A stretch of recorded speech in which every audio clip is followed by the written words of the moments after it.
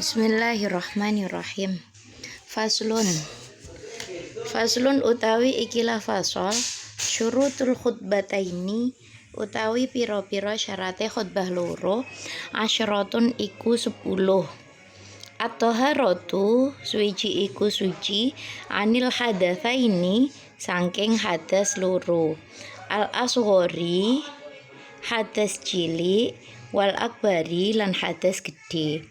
Wa thaharatu lan suci anin najasati saking najis fi thawbi ing dalem dodote wal badani lan badane wal makani lan panggonane wa satrul aurati lan nutupi aurat wal qiyamu lan ngadeg alal qadiri ing ngatasé wong kang kuwasa wal julusu lan lungguh bainahuma ing antarane khotbah loro fauqa tumakninati sholati ngungkuli tumakninae sholat wal muwalatu lan nuli-nuli bainahuma ing antarane khotbah loro wa baina sholati lan ing antarane sholat wa antakuna lan arep ana apa khotbah bil arabiyati iku kelawan cara Arab wa ayasma'huma lan arep ngrungokaken ing khotbah loro arba'ina ing wong 40 wa antakuna lan arep ana apa khotbah kuluha sekabehane khotbah fi waqti zuhri ing dalam waktu duhur. Jadi sekarang adalah halaman 31. Tentang faslon di sini menjelaskan tentang syarat-syaratnya khutbah 2. Ketika kita melaksanakan sholat Jum'ah itu kan ada 2 khutbah tuh. Ada khutbah yang pertama dan ada khutbah yang kedua. Kemarin sudah dijelaskan khutbah pertama itu isinya apa, khutbah kedua isinya apa. Terus sekarang syarat-syaratnya melaksanakan khutbah itu ada 10. Yang pertama, at-thaharatu 'anil hadatsainil asghari wal akbari. Yang pertama adalah suci dari 2 hadas, baik hadas kecil maupun hadas besar. Hadas kecil itu seperti kentut, pipis, BAB, itu hadas kecil. Kalau hadas besar itu seperti keluar mani, jinabat, atau hal-hal yang tidak bisa suci kecuali dengan mandi besar. Wa thaharatu 'anin najasati, yang kedua adalah suci dari najis fit thawbi wal badani wal makani. Suci dari najis apanya yang suci? Suci badannya, suci pakaiannya, suci tempatnya. Jadi orang yang melaksanakan khutbah itu harus memastikan pakaiannya itu harus benar-benar suci, badannya harus suci, tempat yang dipakai untuk khutbah itu harus suci. Ojo sampai ono telek cicake, ojo sampai ada najisnya, itu harus dicek semua. Wasatrul aurati, yang ketiga adalah menutup aurat.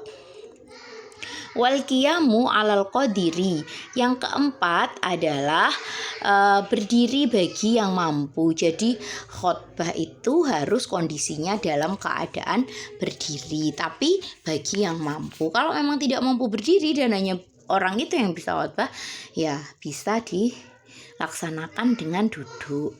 Wal julusu bainahuma, yang selanjutnya adalah duduk di antara 2 khutbah. Jadi habis khutbah pertama kan berdiri, habis itu duduk, habis itu mau khutbah yang kedua harus berdiri lagi. Fauqa tumakninati sholati, duduknya itu harus melebihi tumakninai sholat.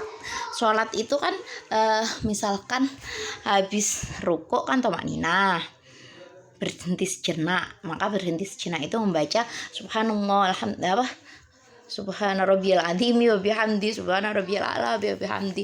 Itu kan salah satu kegiatan tumakninah. Itu harus lebih lama daripada tumakninah sholat.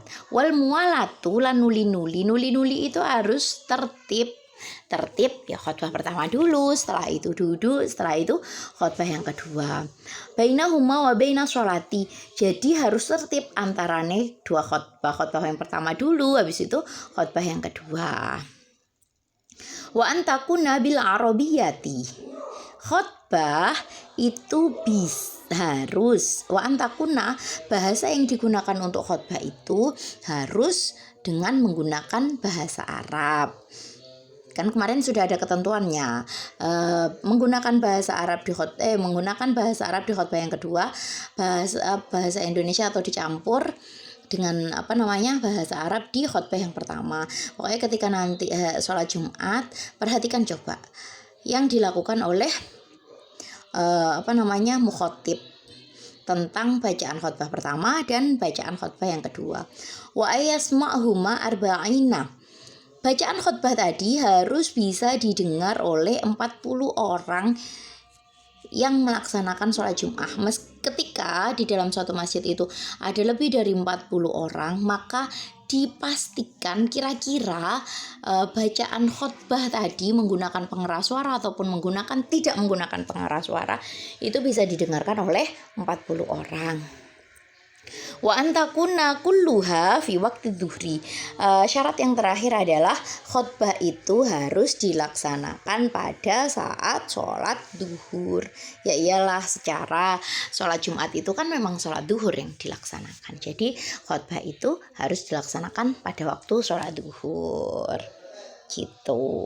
Jadi nanti setelah kamu dengerin suara saya, kamu setoran lagi ya bacaan kitabnya biar kita istiqomah. Minta maaf tadi saya ndak konfirmasi soalnya saya lupa, soalnya saudaranya ibu mertua yang meninggal dunia. Oke, besok lagi ya. Assalamualaikum Fauzan. Nanti habis ngaji jangan lupa berdoa ya. Oke.